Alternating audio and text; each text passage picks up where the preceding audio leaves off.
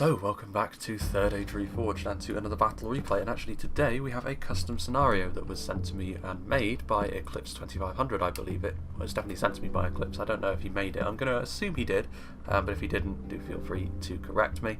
And today it's actually going to be, we're in Northern Arnor actually, and for once it's not actually snowing up here. And we're going to be seeing a battle which is centering around this Rhudaur settlement, and the forces of good are going to be here to try and wrestle control of this northern bastion so they can continue their push to try and bring the Witch King to heel. It is worth saying as well that there are actually witches on the field, but they will not be participating in the battle because it was a mistake that they were included. So if we do see them as we go through the army compositions, fear not, because they will be discounted and they will not be playing any part in the actual battle itself. But that's really a matter for when we get on to the Angmar armies. But yeah, just having a cursory glance around the battle, you can see actually this hill fort in the middle should actually be somewhat familiar, because it is actually, this settlement that sits in the middle of this map is actually part of a different map as well. Everything else, however, is a little bit different, and we will be seeing obviously the outer lying settlements just beyond the wooden palisade wall, which will also be a part of the battle, and also actually offer pretty decent defensive positions. They may not have the walls or the terrain, but you can still set up a nice choke point in areas out here, and of course being a scenario I would most certainly assume that there is a certain stipulation that you cannot just fall back right to the centre of the town and just try and post up in there. So it is going to be quite interesting to see how the de facto defenders today in Rhudaur and Angmar deal with holding on to this much ground. There's a lot of choke points that they can take advantage of, but there's also a lot of roads and paths that the attackers can potentially take. So they're going to have to be quite careful there. But Rhudaur and Angmar, of course, are a good combination. Angmar with their solidity, especially with their higher tier units. Rhudaur with a little bit more potential to deal damage, especially at range with all of their javelins. But both are capable of bringing, of course, quite a lot of numbers, which can be quite difficult to break down in their own way when it comes to defending. Let's, however, go through the attacking armies first and foremost, starting off with the Viper Action, who's going to be playing as an Imladris army, so they obviously have a stake in bringing a little bit more stability to the region, given their close proximity to Rhudaur and Angmar. Got some Gwythi Rhudaur. Now, obviously, in terms of knights, they're very, very powerful. They do have to be quite careful, actually, in this situation, because even though they should be able to defeat the Rhudaur knights fairly handily, which is going to be Rhudaur's best option for dealing with them, in combination with the Javelin Cavalry and the armour piercing the Rhudaur Cavalry actually have, the Rhudaur do need to be used a little bit more carefully than sometimes they would, where you can just sort of charge towards the enemy and mostly will be alright. This time they're going to have to be a little bit careful, especially considering the constrictive nature of the streets within the Rhudaur hill fort over there. But still, having a unit of knights like this is always going to be a good tool to have. We also have some Swords of Rivendell who are carrying the ladders, so that's a little bit premature because they're not going to be able to get to the wooden palisade walls without going through a fairly stiff amount of resistance right from the start, but we shall see. It's also worth saying as well that they do have the armour upgrade, so they're going to be just that little bit tougher to bring down. Got some Eldarenway sword masters over here. Obviously really, really strong, but also really expensive. Not that, that really matters in a scenario like this, but still, it's worth bearing in mind. Some more upgraded Swords of Rivendell. The Eldarenway Spearmen. Again, the Eldarenway are always going to be in the Imladris army to some extent or another. And I actually think the Spears are the most likely one you'll see. They're the only one that you can bring more than one of without incurring the wrath of the red limit. But yeah, still a very strong spear indeed. More upgraded Swords of Rivendell, more Eldarenway Spearmen. The incredibly tough Gwythi Arthedain, which should be really, really useful for making sure that an assault continues to progress. Make sure that you can't have your entire army wiped away too easily. It should be quite interesting to see actually how well something like the Rhudaur armour piercing does against them, because in theory it's good, but I've never seen the Gwythi Arthedain killed off all that quickly, even by some really nasty infantry. So it'll have to be the likes of javelins, but Imladris, again, they have to be careful. They can't just rely on sheer quality to just bulldoze through the enemy. You need to have a little bit more tact than that. We have the Archers of Rivendell back here again with the armour upgrade. Skirmishing isn't really going to be too much of an issue for the attacks. I don't think neither Rhudaur nor especially Angmar really have got the best options when it comes to long range. It's just whether or not the archers can get into a good position, considering the complex nature of the sort of outer lying settlement, whether they can get into a good position to actually set up and shoot and get some good angles of fire as well. It might be more difficult than it seems, but if they can, something like even the Archers of Rivendell here, which are basic for Elven archers, should be able to do a pretty decent job. Some Spears of Rivendell, again, I've never been a huge fan of this particular unit, but I can't deny the fact that it's better than it once was. So should still be quite useful. But again, unshielded, that's the sort of thing which axe throwers in particular are going to have a real good time killing off. Norotino warriors, they are better in melee than the Archers of Rivendell, but not by that much, to be honest with you. Not enough for me to consider really bringing them in a real battle situation. But in a scenario, of course, you take what you get, and you know their enhanced abilities in melee should actually be somewhat useful here, should it come to that for Imladris. More swords, Elder Runway Sword Masters again, so a second unit of them actually. A unit of Elder Runway Archers, which are the best heavy archer really that Imladris have available to them, outside of course the bodyguard options, but obviously you pay a lot for the bodyguard options normally. You pay a lot for the Elder Runway Archers as well, but you know it's a different sort of ball game really when you have a unit with 103 in it. Also, some upgraded Imladris Guardians, very strong unit of line infantry, very useful in a siege, whether on the attack or the defence, because of how tough they are to bring down. Let's see how well they will do in this situation. And at the top of the hill is going to be the mighty Gwaithir Myrdain. So obviously with their black armour, really, really good AP value. Is going to be more useful, of course, against the Angmar defenders than the Rhudaur ones. But still, going to be quite dominant in most fights against most Angmar infantry. The Witchram Hammer Guard can kind of go toe-to-toe with them, but even then, in a 1v1, you'd kind of back the elves, or at least you'd expect to back the elves there. Also, we have the Shire, played by Simp of the Dim Cloud, which is blindness, but still. We have the Gandalf's Fireworks, which the Watcher, in a situation like this, it could be really useful, but there's a lot of cover for the defenders to take. We'll see. I mean, when you're the Hobbits, like you don't really have a choice when it comes to artillery. This is the only thing you have. But I'd be interested to see how well they do in this situation. So obviously, you know, the Shire is not too far away from proceedings here either, so it makes sense they're here. The Bjorning, so monstrous cavalry really. In conjunction with the Gwaithir Rhudaur, that's a pretty scary mounted force, but again, for the same reasons, like javelin cavalry can kite them. They could get charged by lances as well. They're very strong, but they can be overwhelmed, and that will be, I'm sure, what the defenders will want to do if it comes to that. A couple of units of Proudfoot Protectors, again, just a really awkward unit to try and fight because they're crossbows, so really damaging to infantry and cavalry at range. Normally with crossbows you want to charge into them with cavalry, but because they're pikes in melee, you don't want to be doing that against the Proudfoots. So really what you want to be doing is trying to shoot them with as much as you possibly can and then saturate them in melee, but of course if the Hobbits hold their formation well enough, that's easier said than done. Back here, the units that we can see from the Hobbits anyway, we have quite a few units of Battling Brandybuck, so obviously very basic shock infantry that are armour piercing, but obviously they're not exactly trained hobbits, so they're going to be relatively easy to kill off, both at range and in melee if they're not supported. But of course the hobbits do tend to form a bit of a swarm. That will certainly be the case here as well because most of their army is hidden, so obviously hobbitry and arms, possibly some ents we might see if they can hide, but I doubt it actually because it's not really a place to hide out here. But yeah, a swarm of hobbits will be descending upon the defenders here. Then we have Bogdan, 18k. And he's going to be playing as Cardolan, so again one of the southern Arnorian factions, the southernmost Arnorian faction in fact.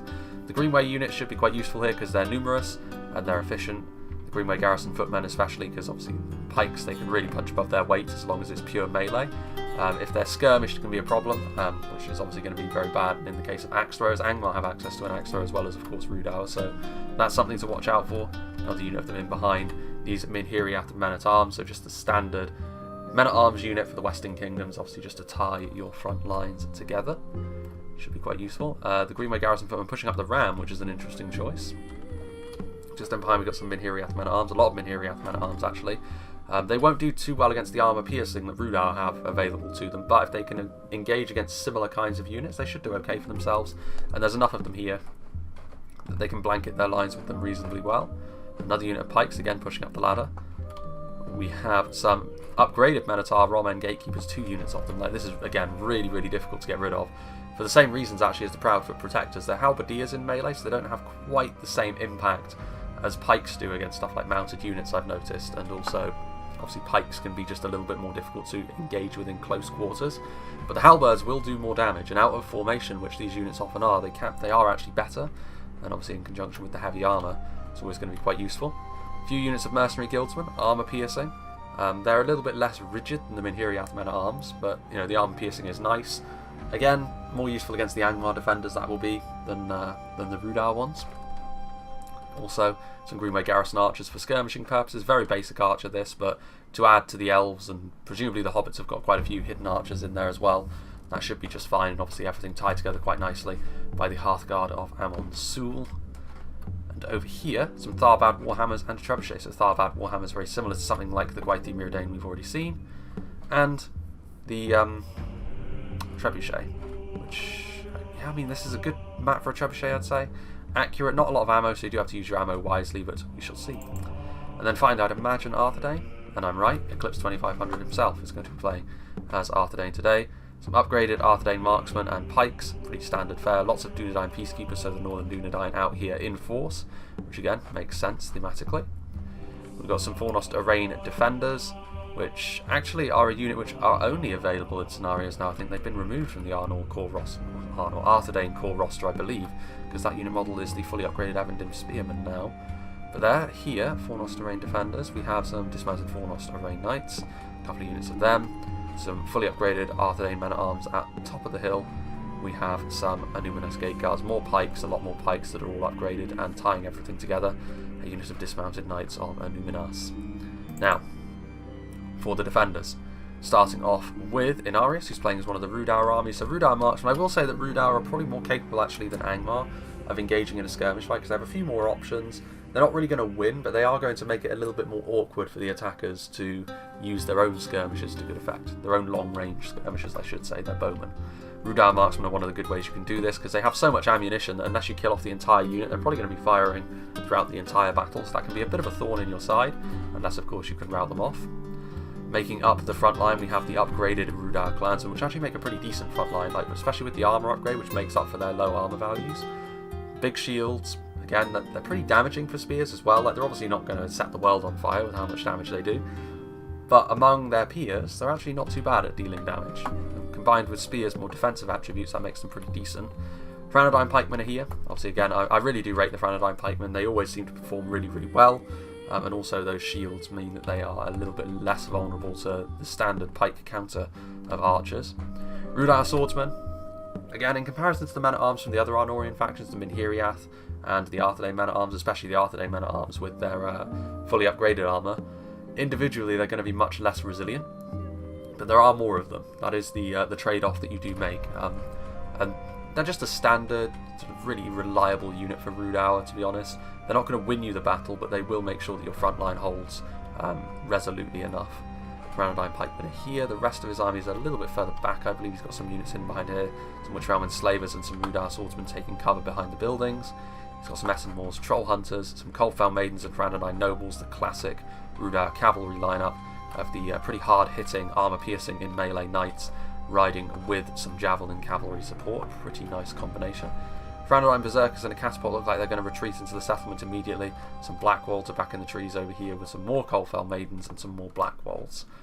So yeah, obviously a lot of opportunities to hide for Rhudaur on this map, pretty heavily wooded, and a lot of their units can hide anywhere anyway.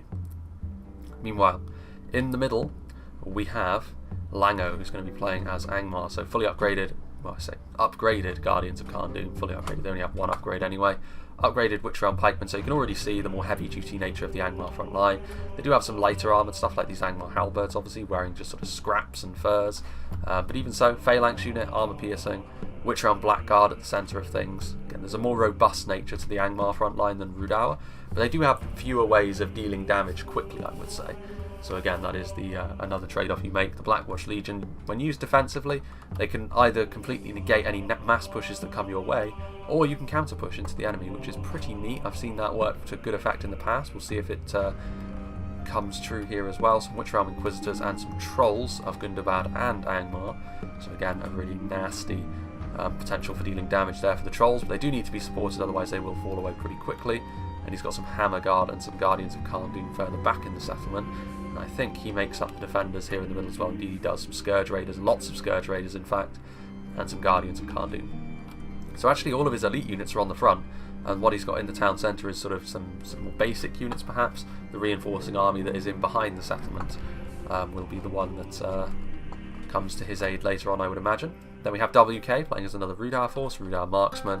Ferodrum javelins, 2 units of them actually, which is a fairly rare occurrence. They can hide anywhere, very damaging. They're one of those really higher end javelin units, you would say. Not up to the same level as something like the Demons of the Desert, of course, but still not too far away, and actually they're pretty good in melee against armoured infantry as well with those clubs. But they're not as resilient as a sort of full-blooded infantry unit would be. So they are multi-purpose, but Do bear that in mind. A Rhudaur marksman over here. He also has some Arthedain nobles. Rhudaur swordsmen around this sort of orc monument over here, almost like a temple. Rhudaur swordsmen, Arthedain pikemen, Blackwolds. Obviously Blackwolds should be really damaging against the likes of Arthedain and Cardolan. They might struggle against the melee skill from Imladris, and of course the hobbits don't really rely on armor that much at all. Rhudaur swordsman over here, he's got some more Arthedain pikemen, probably a more elite force all around this than the one we saw on the other side, but it's also a little bit less varied. Witch Realm enslavers, Rhudaur swordsman. So yeah, bit of a wider position to actually try and cover as well. Some clansmen here within the settlement just in front, but of course got to cover these roads over here. There's a lot of roads actually the attackers could take over here. So it makes sense that WK hasn't set up his defences as rigidly, because he may need to move and pivot a little bit to cover all of those angles. And then finally at the back we have Finrod, who's playing as Rhudaur. He's been prized away from playing as Imladris this once, and he's got some Dunman spearmen, so cheap spears, but he's more of a reinforcing army, so it should be quite interesting to see how, when he arrives on the battlefield, what the situation is, whether the attackers have really started to make some gains, whether the defenders are still holding on and these reinforcements and what they need to wipe them from the field. We have some Rhudaur clansmen, fully upgraded. Some Dunman outrunners, which of course are the sort of cheap cavalry, which could be really useful in the situation actually when the reinforcements come, because they're fairly quick moving. They're obviously not the best cavalry in the world, but when they arrive everyone should be a little bit battle weary, and some good charges could be achieved with even these very light cavalrymen. Rhudaur marksmen, some Blackwolds, Arthedain berserkers as well, or Blackwolds, a lot of AP of course in the Rhudaur roster. Lots of Dunman in this army, so definitely the most low tier of all the armies we've seen on the field actually so far. Dunman pikemen, but again it's how you use these units, because they can all be used pretty efficiently, and some Trollshire axe throwers in particular could be really useful for phalanx busting. But yeah, I mean he's got a few units which are pretty decent, in particular the Arthedain berserkers and the Blackwolds on foot. The cavalry could be useful, and the rest of his army is just to support when he does commit himself forwards. Arthedain rangers back here from WK as well, which presumably are going to retreat their way into the settlement immediately. Hopefully there's not, I think that's the only unit of rangers I've actually seen on display in this battle, which is quite refreshing actually. One unit of rangers can be enough to drastically change the outcome of the battle in the right circumstances after all. But without further ado, let's begin. Interesting to see how this battle's going to go, because in a scenario a lot of the time you'll see it be a 5v3 or even a 4v3. Very rarely will you see a 4v4 siege, and I think that was actually reflected when we had a look at the attacking armies, in particular Imladris, as we go back over here. Like, this is a good quality Imladris army. Like, yes, there are spears and swords of Rivendell, which are more basic. There's a lot of Eldarenway in this army. There's, you know, the one thing they're missing perhaps is the pikes, but I actually don't think that's not as important a miss as it could otherwise be, partially because the pikes from Imladris would be a real lightning rod for all of Rhudaur's axe throwers and javelins. Like, they have all the tools to deal with those, whereas if you have more shielded units like the Imladris Guardians, like the Eldarenway Spears, who are going to be really earning their stripes on the front line in this battle, I'd imagine, that negates a lot of the damage that the axe throwers can do. They're still vulnerable to javelins, but javelins have got less ammunition, generally speaking, and also, you know, the axe throwers are the thing that you need to watch out for pikes and unshielded units in general. There is actually a unit of rangers on the attack here as well, the Dunedain rangers. And the eagles have revealed themselves. Now this is an interesting unit to have in this situation. Huge charge bonuses. Potentially really devastating, but they cannot attack in melee, so you really do need to cycle them in and out very quickly. We shall see if the eagles can do their thing here. Simp of the dim cloud. My garrison archers moving forward, so yeah, leading the way with the cheap skirmishers for Cardolan. That's something that the hobbits can do as well, to be honest with you. I'd imagine they have some Tookish hunters around here somewhere. Is this them? No, that's Longbottom Mob. Farms of Buckland, pretty damaging themselves. Mercenary guildsmen coming across to lend a hand. There's some Banderbrass archers. You wouldn't call them low tier though, they're actually pretty decent, the Banderbrass archers.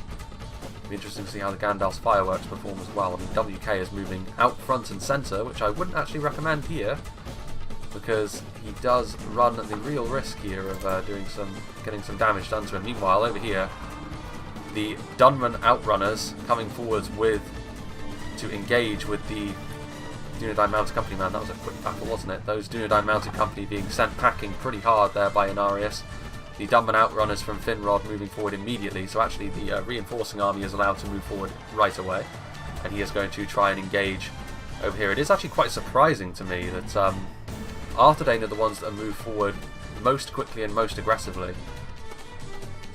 But such is the way of things, I suppose. Eclipse is really coming forward hard with the Dunedain Peacekeepers. The Dunedain Mounted Company are melee cavalry after all, but they're just being buried beneath sheer numbers here. The Dunman Outrunners have taken quite a lot of damage considering, you know, the huge advantage they actually did have. A nice charge there as well. The support of the Coldfell Maidens is important.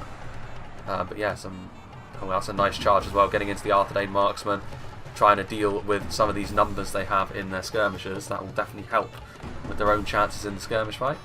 Dunedain Peacekeepers getting into position there. Peacekeepers will actually do really well against the Rhudaur infantry, generally speaking. Stuff like the Rhudaur swordsmen will really struggle against the attack that the Dunedain Peacekeepers can lay down, of course. Not an AP focused unit.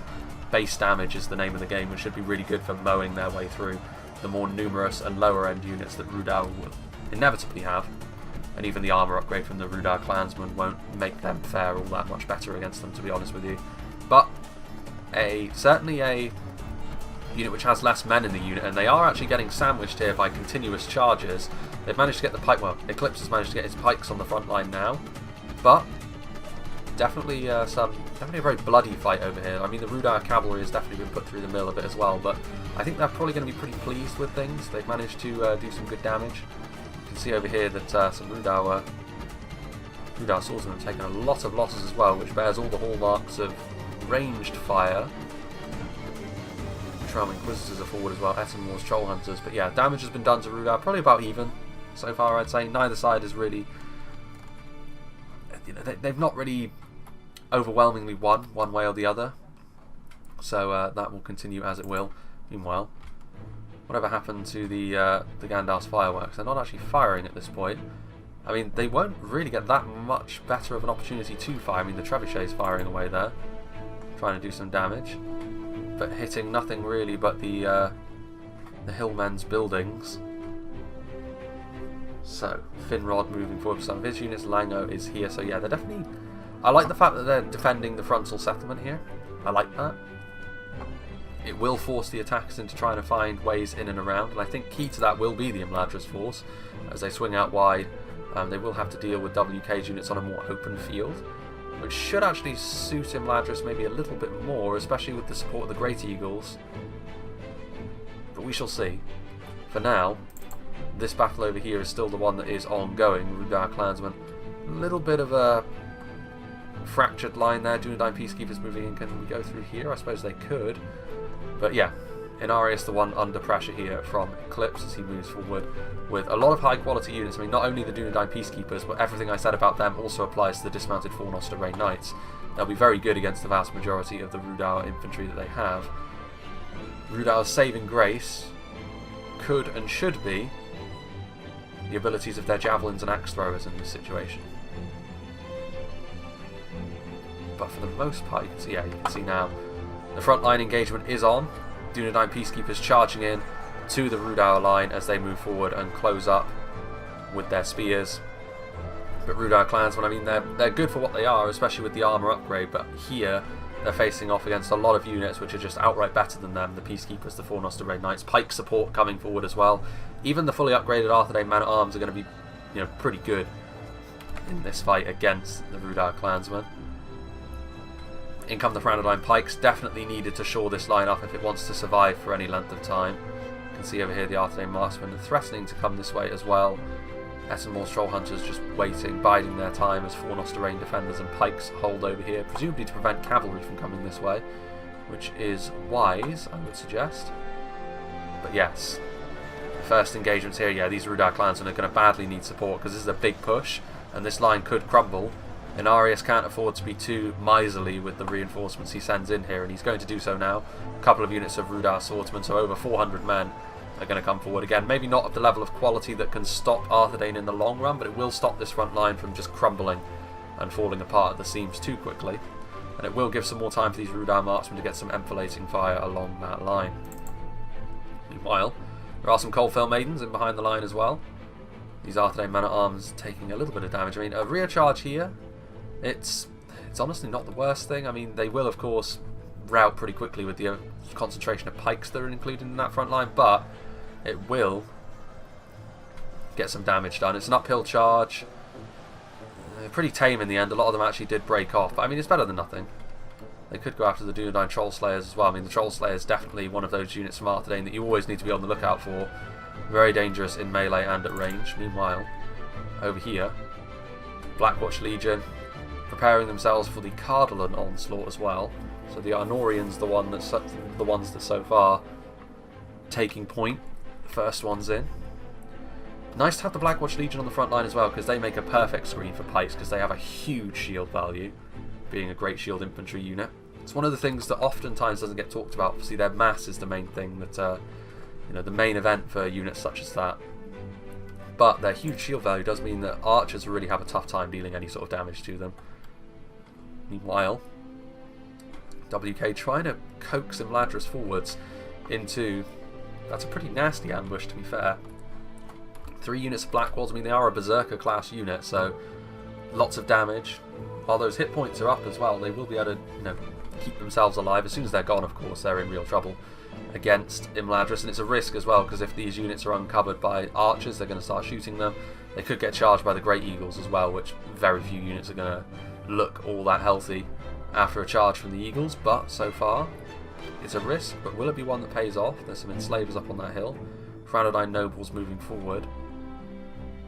Spears of Rivendell leading the way as well, prevent any sort of frontal cavalry charge, but that's not really what they have to be worried about here. The Blackwalls revealing themselves. What happened to the Eagles? They must have started to hide. Archers of Rivendell are going to shoot. They're going to shoot as the Blackwalls approach them, but this is actually a wing of the army that does not have any sort of infantry support in front of it. So if the Blackwalls can close up quickly, the elves are going to be able to wriggle away though. Ooh, and they've actually uncovered the Great Eagles as well. This could be a bit of a disaster here for the hobbits as the Arthedain nobles charge in.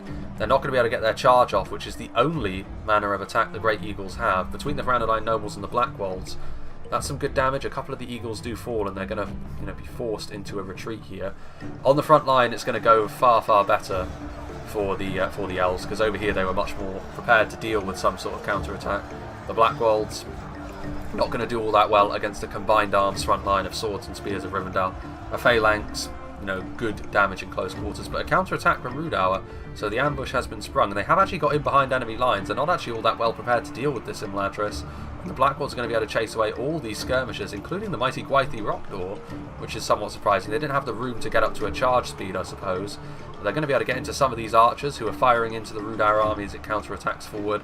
They will now be intercepted by Elder Renway Spearmen, but they got a long way there, so the risk, I think, may very well end up paying off. I mean, it's still very much a developing situation, because Rhudaur are going to have to find some way to win this front line. With all of these reinforcements, they should be able to manage it, but Imladris has got all of this support in behind. Meanwhile, the hobbits have now moved forward. This is a very choppy game, I have to say. Hopefully we don't crash because of the sheer amount of assets that are on display. Yeah, these Rhudaur clansmen now. WK, who is certainly focused on dealing with Imladris, has left the door open for the hobbits to move in force. Some Rhudaur marching up there on the hill, but they are going to rapidly be hunted down by Bjornings and battling Brandybucks who are in support of them. This one unit of Rhudaur marksmen not going to last all that much longer, but yet, seeing his opportunity to move forward, the hobbits now heading in force. He will have to deal with Lango's Angmar forces as well as the battle goes along. Meanwhile, you can see here Greenway Garrison footmen closing up to engage the Dunman pikemen. Very similar units overall, like neither one is really going to be all that more dominant over the other, but with some support from the Guardians of Cardolan, that should go in favour of the defenders, to be honest with you. Over here, a little bit less room for Cardolan to work with in comparison to the hobbits, but they are also putting some real pressure on this front line, but less of WK's units were over here in the first place, so perhaps less of an opportunity, but good to see he's pushing in conjunction with the hobbits.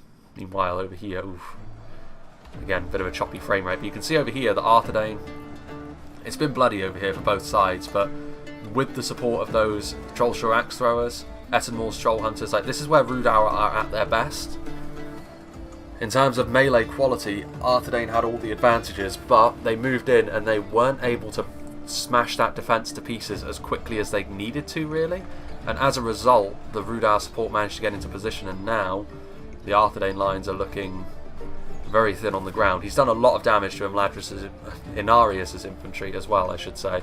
But some Angmar support coming in from the trolls and the Angmar halberdiers, and that should be enough actually to repel Eclipse's assault into the town. There's still a few units fighting here in pockets, but again, the Illuminous Gate Guards, the problem here is their formation's been somewhat compromised, and as soon as that happens, and it's Witch Realm Enslavers doing it, you're in massive trouble, really. Meanwhile, having a look over here, Blackwold's fighting. It's an even fight over here, but with the Atomor's Troll Hunters getting in from behind now, they're in real trouble. Yeah, Rhudaur Nobles Eclipse. I can see what he wanted to do, and if he managed to get through that front line over here as quickly as it looked like he was going to, then it would have spelt trouble for the defenders. But Inarius, ooh, nice hit there into the Blackguard. But Inarius was able to shore up the line enough and able to move the support into position quickly enough that it didn't end up mattering too much. Finrod turning around. These units having to deal with a bit of a flanking force from Cardolan, but it's nothing too scary, to be honest with you. It's archers, it's Merc Guildsmen, going to be able to stop that just fine. Over here, meanwhile, how did this counter-attack go? It was risky, but it could really pay off with Eclipse losing on the other side as well. If they can win both flanks, then the middle, which has actually gone fairly well for the attackers so far, may be of less concern. I mean, these Rhudaur swordsmen are going to get absolutely hosed by Elder Runway Spearmen and Imladris Guardians, but I mean, you can see it's a bit of a chaotic fight. I would actually back Imladris to win this in the long run, because it looks a little bit scattered, pockets of fighting happening here and there. This front line was won by Rhudaur, so Imladris are going to be made to bleed for this pretty badly. But what's going on over there? Witch Realm Inquisitors. But I would say that they should win this, ultimately. Rhudaur Nobles getting caught and dragged down by Elder Runway. These Rhudaur swordsmen broken and fighting to the death. I like how aggressive this was, and also you can see over here, I mean, it clearly hasn't gone well for the Great Eagles. This was definitely one of the targets I would have tried to take out, because they're so deadly off the charge, and they actually have been.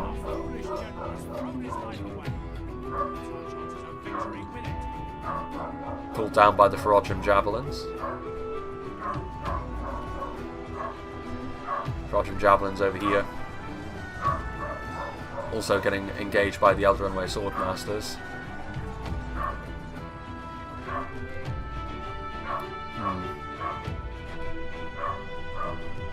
You can see up here as well, I mean, the Bjorning is continuing to push forward. I mean, the Hobbits have had probably the most open door of all the attackers, and it does really show, because they are the one making genuine progress, but there's still Angmar units getting in the way.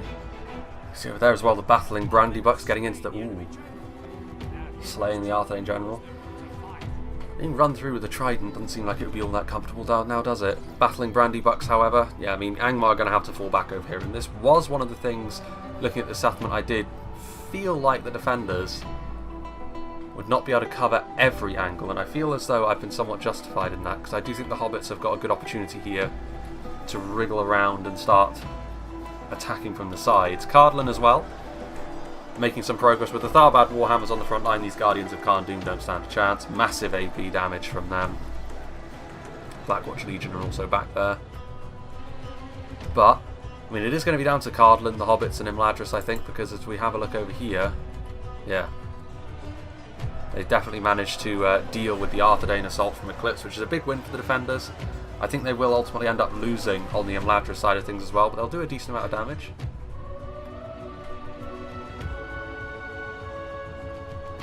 Troll Hunters moving in.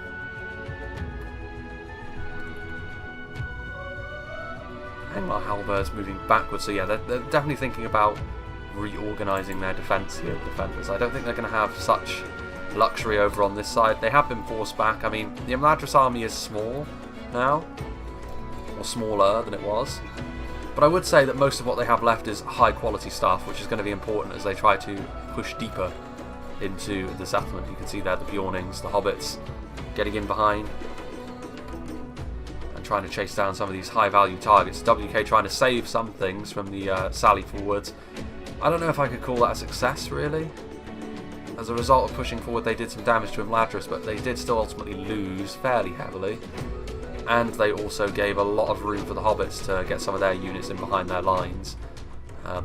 We'll see. We'll see how big a role Imladris plays going forwards, because that will kind of determine whether or not that was worth its while. As the Hobbits get into the settlement, so now they're going to be able to form up a defence based around the core hill fort at the foot of these wooden palisades.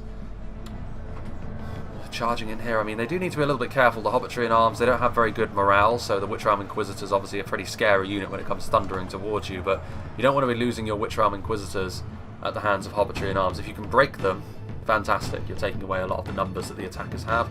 Definitely the most numbers focused of the attacking armies of the Hobbits. Cardolan as well, of course, but let's see, actually.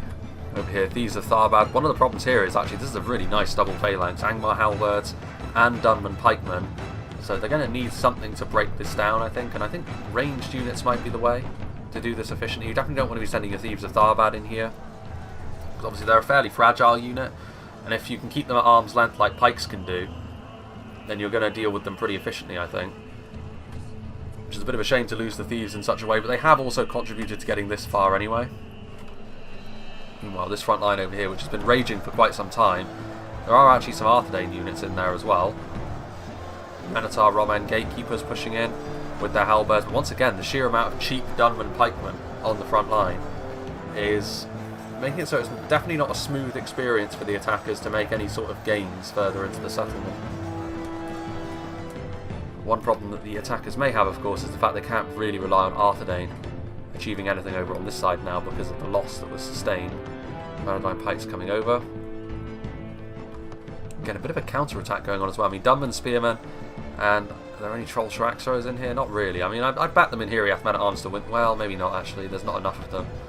This unit of Dunman Spearmen was fairly healthy, and the Minhiriath were also a little bit scattered, so they could end up winning this fight, which is, again, a nice little micro-victory in the grand scheme of things. Some Dunman Spearmen are in here as well. Troll Shiraxos, so you can see, actually, how much Cardolan have been caught off guard here. They won't have a choice but to commit these footmen somewhere. Oh yeah, this is actually pretty significant. They needed Cardolan and the Hobbits to have some pretty good victories in the middle, I think, the attackers. As it turns out, though, as a result of Inarius' victory over Eclipse, he's going to be able to be more of a pest to Cardolan than I'm sure Bogdan was hoping for. Yeah, there's Minhiriath are going to lose, and then there's going to be another unit of Dunman Spearmen heading over here.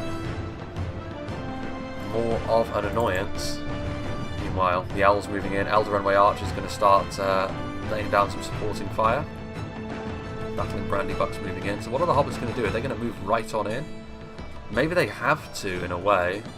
If they don't, Cardolan is already in fairly decent trouble. That was not what he was aiming at. I'm sure he was aiming at that big blob there.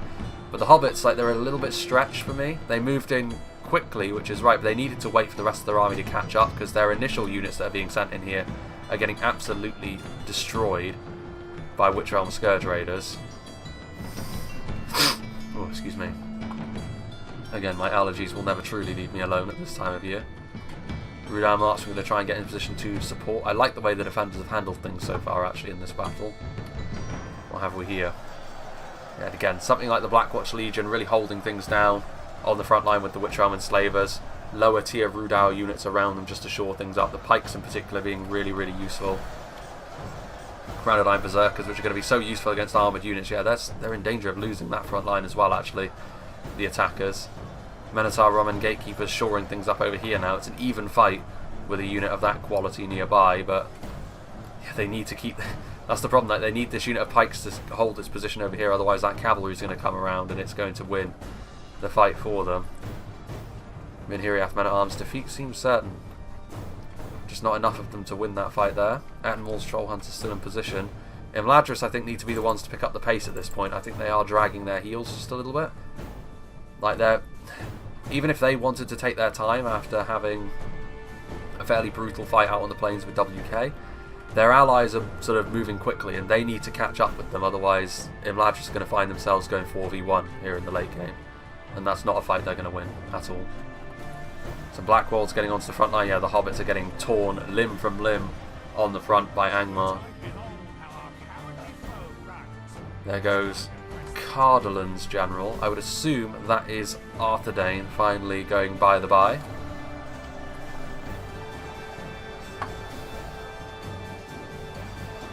Cardolan Berserkers continuing to work up the line. A little bit of range support coming in as well from the marksman just in behind. got here. Again, the Minotaur Roman Gatekeepers trying to hold back this flanking counter-attack from Rhudaur, but there just isn't enough of them at this point. And this is the problem. Rhudaur have really taken advantage of the fact that Cardolan, they don't have the men to stretch out across the whole battlefield anymore. Whatever happened to those Coldfell Maidens? They're over there in the back lines, dealing with yet another important target. The Gandalf's fireworks were left behind, and now they're going to pay the ultimate price. So again, organisationally pretty poor, but Rhudaur are going to take advantage of that. Going to finish off the Gandalf's fireworks. I mean, even if you save the crew at this point, there's no way that you're going to be able to get back in time to actually remount the artillery, I don't think. I don't think you're even going to be able to... Well, I mean, Hobbitry and arms, they're routing. The Hobbits sort of trying to re-evaluate their position after being really handily rebuffed by the Witch-Armed Scourge Raiders in the Angmar front line. The Black Wall's also coming in. The Black Wall's taking a lot of damage now, though. Range support coming in. Proudfoot Protectors with those crossbow bolts actually doing a really good job, sort of recouping their losses in many ways. Cardolan continuing to push forward. Tharbad Warhammers are still alive, being supported by Minhiriath men at arms, trying to batter their way through the lower tier Dunman. I mean, the Guardians of Khan Doom are not going to be the remedy for the Tharbad Warhammers. A healthy amount of Black Bolts could be. We shall have to wait and see. Thieves of Tharbad going to retreat. So what's happening over here? Like, are they still going to lose this fight, Cardolan? They are. So I mean, over here on this side of the battle, on the western side, the attackers are going to lose eventually. But over on the east, they have managed to make some good gains. And Imladris are actually cycling around to the back of the settlement. I mean, it is less defended over here, certainly, but I mean, it takes you quite a while, so they are going to be, the defenders are going to be able to reposition some assets, which WK still has back here, of course. And ultimately, the longer Imladris takes to get into things here, the worse it's going to be for the attackers. Like I say, because they're struggling. They are going to continue to struggle. They're making gains in some places, but ultimately they are ultimately going to lose. Yeah, Cardolan are going to have to fall back because they're under fire from those Witch Realm Scourge Raiders. And now you can see Coldfell Maidens getting in amongst things. The Trebuchet, another unit of artillery, albeit the Trebuchet has used its ammunition, whereas we have not seen the Gandalf's fireworks fire once. They could have done when I wasn't looking, but even so, it certainly wasn't enough to make a big impact on the battle. And Cardolan have reversed the tide over here at the very least, so this flanking force is going to be isolated and destroyed. Minotaur Roman Gatekeepers far superior, of course, to Dunman Spearmen. What else have we got going on? This, the front of the settlement is definitely ablaze.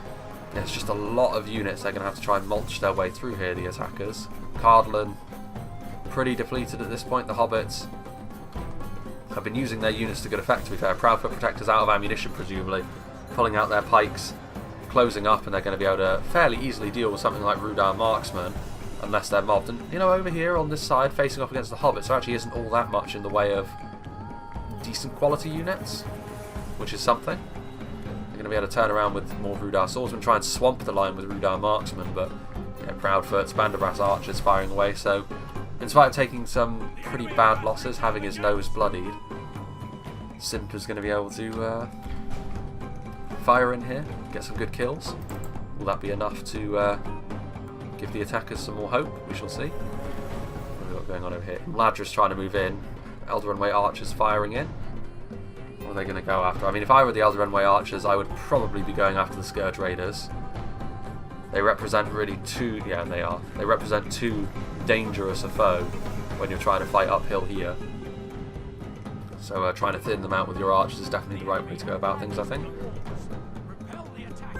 can see here the elves are actually glitching through the walls, which is rather strange. Are they actually stuck in the walls now? I don't know. Well, that would be a real shame. It's only a unit of 39, I suppose, but... Ah, there we go. That's what's happening. Very strange indeed. We had to mount the walls, though. The gates do open. Imladris Guardians. Interesting glitch, that. With the Elder Runway Spearmen going to be able to march through now. They definitely need to set up a good amount of troops here to try and take this hill. Like, there's a lot of units back there, I think they need more than they've got over here to get through this defence quickly, especially with the support from Scourge Raiders. There's Blackwatch Legions.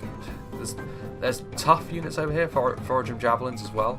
Good support, Foragem I should say. But there's nothing really too scary, especially in relation to Imladris' strengths.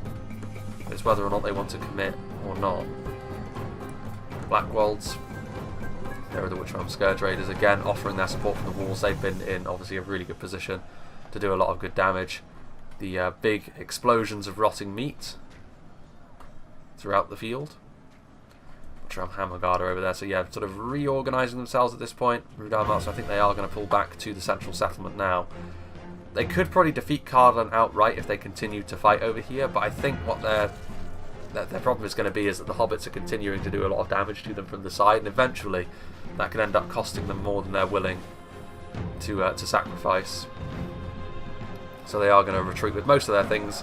Over here, a fight they've really done a lot of damage on. Hearthguard of Amon Sul still struggling against the Witchrealm Enslavers, but now Cardolan should have the freedom to be able to isolate and destroy this pocket of Rhudaur resistance. You can see they're trying to save as much as they can. So 58 Dunman Pikemen are going to start making their way back toward the settlement. They're going to have to go through some Cardolan and Hobbit resistance, I fear. Vanderbrass archers dragging down these pelt-wearing gentlemen, the Blackwolds. So yeah, they're going to be able to set up a nice defence over here as well, the defenders. I think this is also in response to the fact that Imladris are actually mounting an assault within the settlement now at the back, so they're going to try and condense their forces a little bit, make sure that they can readjust their formations as much as they need.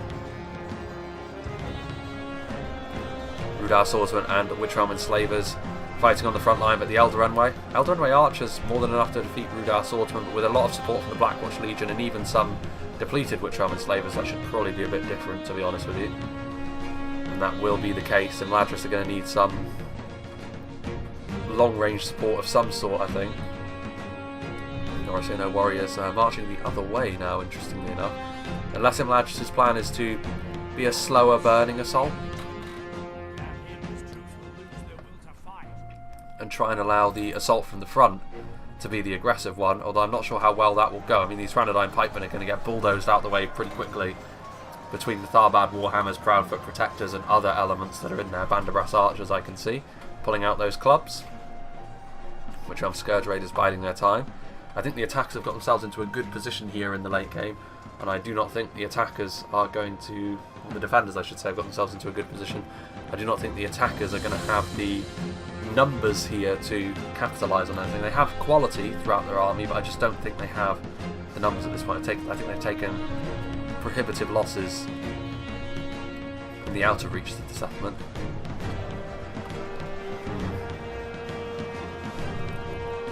Witchrealm Enslavers, obviously now they're being overwhelmed. The only support those few enslavers have left is a limited number of Rhudaur marksmen, who, needless to say, being in melee is not really their specialty.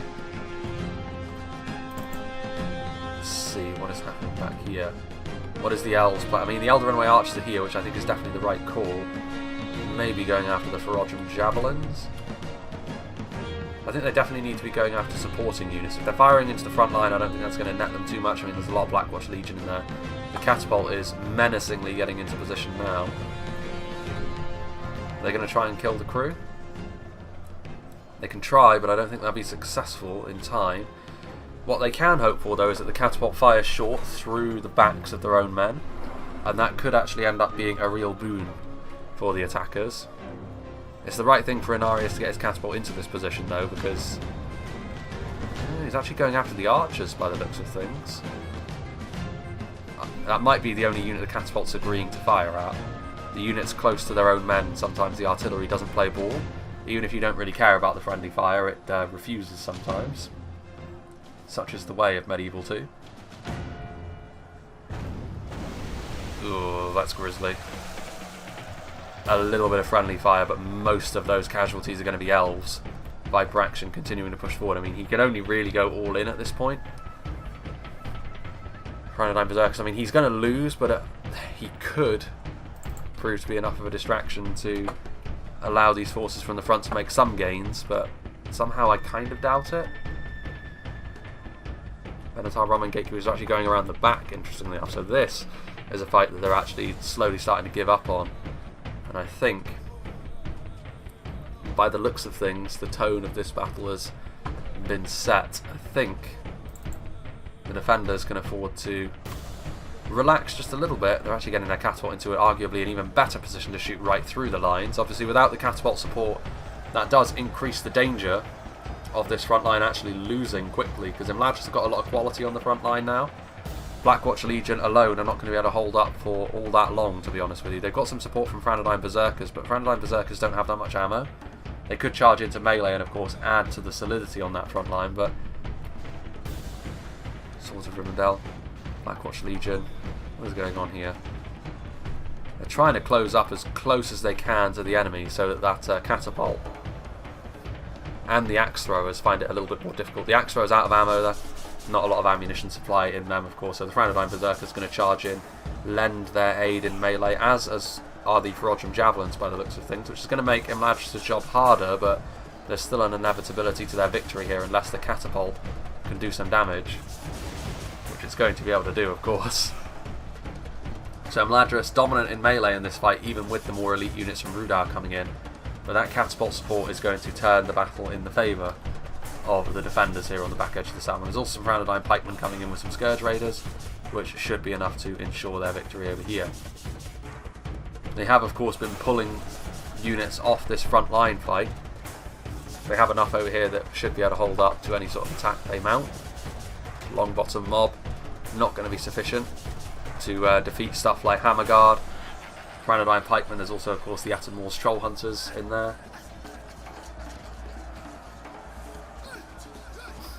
But yeah, there's not much left of this assault over here, of course, and still over here, by the looks of things, there's still resistance being put up.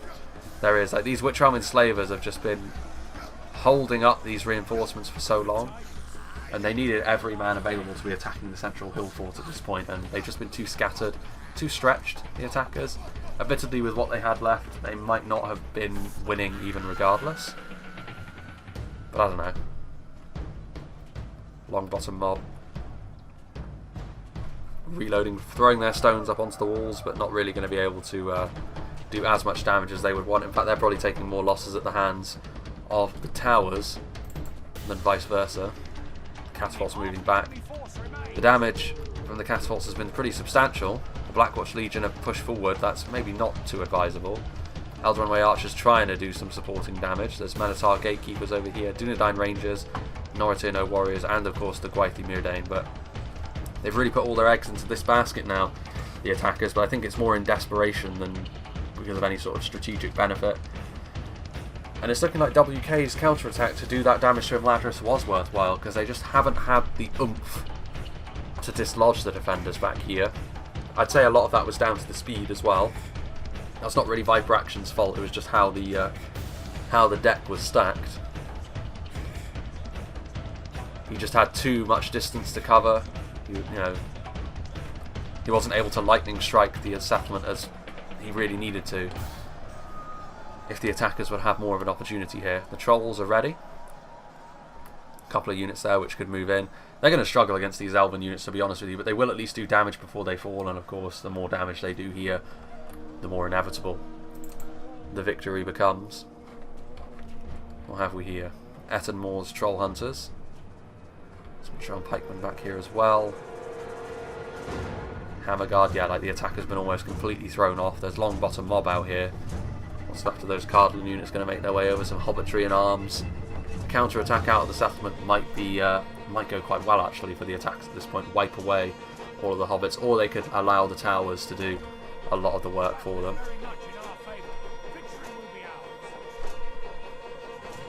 What are they going to do here, the hobbits? I mean, they're clearly going to try and get the Long Bottom Mob in to do a little bit of damage from the front, but they do such little damage, generally speaking. Like, it's a unit that's a slow burn. The damage they do can really add up, and at this point you need something on the level of the Demons of the Desert, really, to start doing some damage. That isn't going to be the case, however, on this occasion with the Long Bottom Mob. Pretty much the antithesis of the Demons of the Desert in many ways. Trebuchet crew coming in. One last hurrah, is this going to be? I think it is, as the Cardolan units charge in. Easily going to be dealt with by the forces of Rhudaur and Angmar at this gate. They did make it into the settlement eventually, but not very far. The back edge of the settlement might prove to be a little bit more fruitful for them. But then again, perhaps not, with all of these trolls here. Minotaur Ramen Gatekeeper's firing, so he actually still has his ammunition in his crossbows, which is actually interesting. If the battle was... I mean, it's definitely going to be something which is going to do damage to the defenders here. I don't think it's going to be enough to do enough damage to the defenders to tilt this fight in favour of them, but no matter. Minotaur firing away, but again, like the catapult now, changing its target from the front line, which now they feel confident enough to win on their own merit, and instead is going to try and go after the Minotaur Ramen Gatekeepers. With Bogdan seeing that, is going to get his units closer to the cliffs and try and mitigate that damage. Completely remove it, really. Meanwhile, on the front, yeah, counter-attack now. I think they've had enough of this foolishness from the hobbits, and they're going to try and bulldoze forward, try and deal with the Longbottom mob. It will give them a little bit more of an opportunity to actually use their ammunition and do a little bit of damage to the Longbottom mob, but not nearly enough, especially against the heavily armoured units. Even the Rhudaur units are the more heavily armoured stuff, like the Attenmore's Troll Hunters at this point. So it's not really going to be enough to do all that much damage. The Hobbitry and arms are going to close in. Can't imagine they're going to last too long in melee against this rather scary force spilling forth from the gate.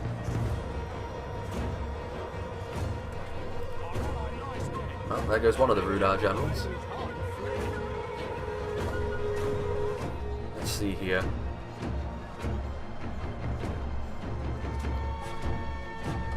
Continuing to move forward. Engaging the first unit of Longbottom mob. I don't really think they need to pull back here in Arius. Like, they have the opportunity to just sort of swamp forth, deal with the Longbottom mob.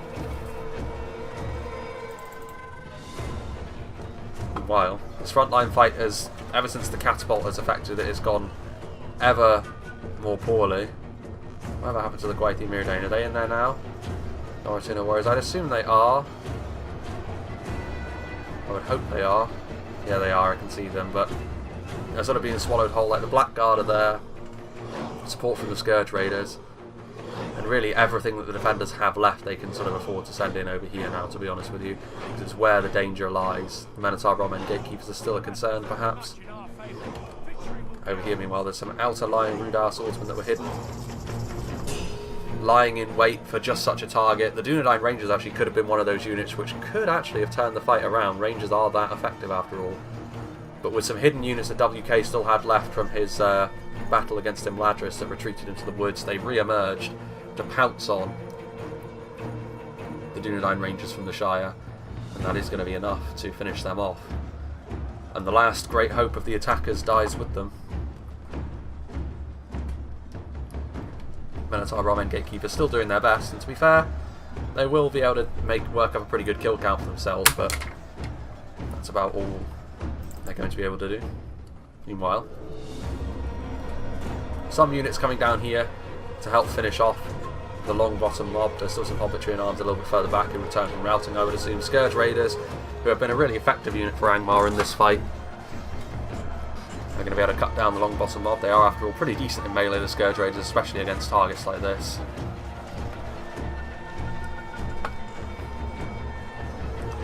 Defeat seems certain. Unsurprisingly, considering the vast amount of units that are coming their way, but I mean, this is still, you know, reasonably speaking, a rather small proportion actually of the defending army as it started. Rhudaur and Angmar, of course, fairly numerous armies. Rhudaur especially, actually, and there were 3 Rhudaur armies, but again, this is their home turf, and they have defended it resolutely. Battle of many different engagements as well. It's definitely been a layered fight, this. There was the Arthedain assault, which was very fast over on the other side, and in the end could have worked out quite nicely for Eclipse, but in the end it didn't. Going after the Gatekeepers once again. Over on the other side, Imladris pulling out wide. WK moved to meet him after an ambush, which ultimately WK did lose to Imladris, but he dealt enough damage to make it actually a worthwhile endeavour, especially with the targets he was able to bring down. Stuff like the Great Eagles could have been a real problem, actually. If the Great Eagles had been allowed to live, when WK lost, they would have been able to filter into the settlement, and they would have made it so Cardolan and the Hobbits didn't take all that many losses when trying to work their way to the hill fort, which would have made a huge difference. So for that reason alone, WK's assault was actually worthwhile, in addition to all the other kills on Imladris he was able to get. Oof. Again, like the catapult now really giving the business to what's left of the Minotaur Roman gatekeepers. What's here on the front? I mean, I can't imagine the Longbottom Mob are going to last all that much longer, pulling out their Fred Flintstone style clubs, going up against some pretty heavy duty pikemen in the Arthedain pikes and the Witchround pikes.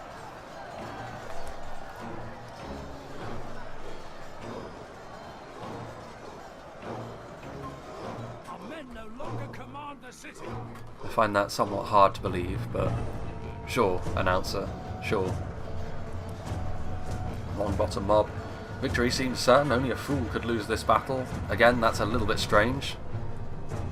Normality will be restored momentarily, I'm sure. But yeah, there's really nothing left over here at this point. Imladris' assault has been thrown off almost completely. The only thing left are some Minotaur Roman gatekeepers from Cardolan, which are being hunted by the Black Guard. Some of the men of Rhudaur, of course, advancing along the walls to get to the other unit as well. The catapult has done its grisly work. And there they go. Longbottom Mob scattering to the four corners. And that's going to be that for the front line. Yeah, I mean, it's within 10%, so it has been a close fight. It looks like the defenders have got a lot left, but it's worth mentioning as well that they were very numbers-focused armies, really, especially from the Rhudaur players. So it does make a good amount of sense. And if you're playing as the attackers in a situation like this, where actually quality is what you have at your disposal, you do need to be very careful with how you set your stall out, which is why I was actually surprised at how aggressive Arthedain were, to be honest with you. Not necessarily the wrong thing to do. But it carries with it a lot of risks, and I think the risk didn't pay off, especially for Arthedain here. Risk for the defenders, on the other hand, paid off quite nicely from WK's counter-attack. Through the middle, the Hobbits had more room to play with, and they did take advantage of that, but as they got closer to the settlement, they also started to come under fire from really dangerous stuff like the Scourge Raiders. Cardolan had a little bit of a tough task on the hand. They were actually making slow but steady progress through the settlement. When Arthedain fell apart, they also had to deal with the remnants of the army that was fighting Arthedain, attacking their flank, which was tough for them, certainly. Reforged Javelins moving in, 3 of them. The last unit left standing is going to be this unit of Minotaur Roman gatekeepers, but they're not going to last all that much longer. And there we have it. Nice to see another one of the scenarios coming out of the podcast channel on the Reforged Discord. Always tend to produce some really nice quality battles, and this one was certainly no exception. And there we go. But only by a sword's edge. It was costly, but Rhudaur have defended their home on this occasion. Showed them that they are not to be trifled with. There are the Witches, of course, which were never used in this battle because they were a mistake in the bringing. But yeah, interesting fights indeed. I mean, it is worth saying that the attackers did still have more numbers than the defenders on this occasion, but under normal circumstances, the attackers would have overwhelming numbers, really, and the defenders would have like really high quality. But here it's very close, actually, and the single smallest army was, rather unsurprisingly, perhaps the Imladris one. The Hobbits had the single largest army, but yeah, very similar numbers all around. Yeah, I mean, the attackers just weren't able to leverage that to their best abilities, I think, and you have to be quite careful in this situation, I think, when that is the case. And they had all of the tools, I think, at their disposal to potentially win this fight, but in the end it just didn't quite work out in the way that they were undoubtedly hoping for. So let's see what did the damage for Rhudaur. This first army, which I believe was WK, because of the amount of Blackwolds. Blackwolds, that ambush worked out very, very nicely. They ended up paying for it, of course, Rhudaur, but in the end it did prove out to be a worthwhile trade. The Reforged Javelins for WK did really well. They were responsible for bringing down the Great Eagles, doing damage to Imladris.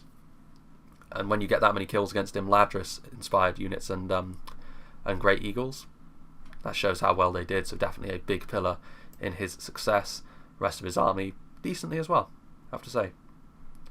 Next army, which I think was Inarius then, he did really well initially against Arthedain. The Enslavers did really well, Arthedain Pikes, Admiral's Trollhunters. It was really a fine thing, because if he had waited just a little bit too much longer, then I think Arthedain, with their weight of numbers, would have cracked through that defence, and Eclipse's gamble would have paid off. As a result of it not paying off, that kind of set the tone for the whole battle, and Inarius was then able to come to the aid of his allies against Cardolan, and that made Cardolan's job a lot harder as well. Ettenmore's Trollhunters did very well, of course. Catapult did well. That was more of a late game thing. Against Imladris, Blackwold's okay. Nobles, Cavalry did well initially, but it was really the supporting units, and it wasn't just his supporting units, because it was also the supporting units from Finrod's army. Dunman Outrunners making the Arthedain advance just a little bit more spiky. Blackwolds did well, but the Troll Shiraxler is of course a real mainstay in his army, helping out with Inarius against Arthedain and then doing their thing alongside him. Obviously the supporting elements from his army against all of his opponents were obviously useful in all the various engagements that happened across the field.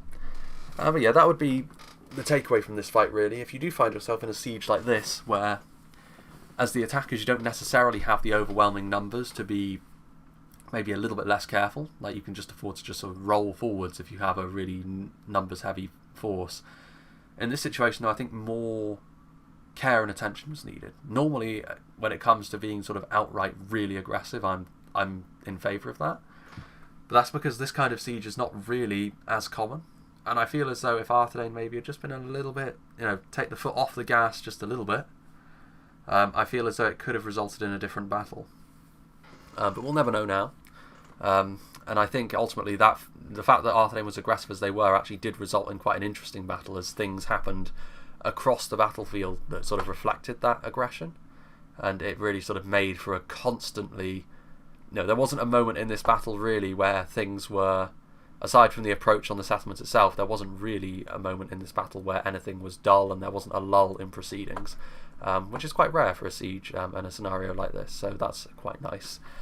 So yeah, big thank you to Eclipse for sending this battle to me. Always nice to see these battles from the podcast channel. They always tend to be pretty good indeed. And big thanks to all the players for being a part of this. I believe Eclipse made the map, but if he didn't, whoever did make the map, full credit to you, because it's a nice map indeed. It's nice to have sort of like this central fortress over here, which is a little bit more familiar, but then it's surrounded by a lot more interest, which is nice. And big thanks to the players. I think I've already thanked them actually.